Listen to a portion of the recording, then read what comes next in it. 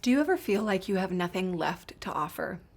Like you're spent and just given out? That's sort of how I feel on the day I'm recording this video. After a Christmas break, after snow days, my kid's finally back in school. It's this exhale, and what I wish I could do is just sort of stay in my quiet house in bed for half the day, but that's not what life allows. Today's reading is Mark chapter 6, verses 30 through the rest of the chapter. And the story opens with Jesus and his disciples exhausted, like more exhausted than what I just described. In fact, we're told the disciples had been out working, coming and going, healing people, doing incredible things. And they were working so much they actually didn't even have leisure to eat. Jesus himself is grieving at the news of his cousin, John the Baptist, having been beheaded by Herod. They've laid John's body to rest. And Jesus invites his disciples to come away for a while. He says, let's go to a desolate place so you can rest.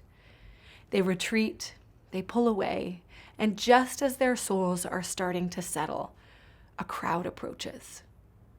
It's evening, and Jesus says, they're hungry.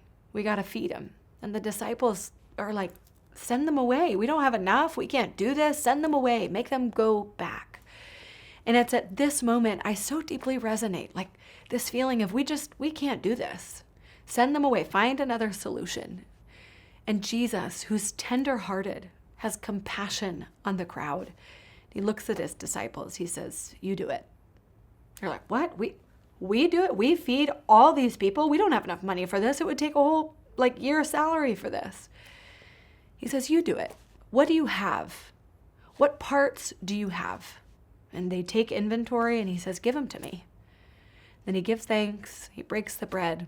And out of 2 fish and 5 loaves, he feeds a huge crowd. And we're told they ate and were satisfied.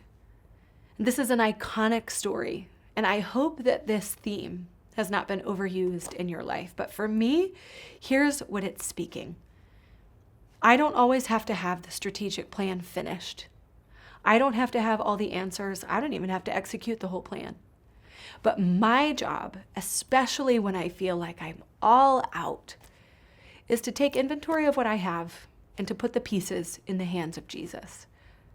To take stock of what I do have to offer, not what I don't have left to give, but what do I have to offer today? Put it in the hands of God and trust that with your pieces, he can feed many. So much so that people will be satisfied just from your pieces because of what God has done. So what pieces do you have?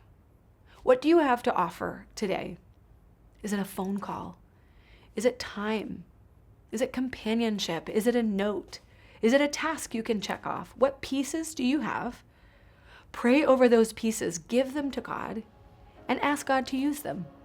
And you may just be surprised by what he can do.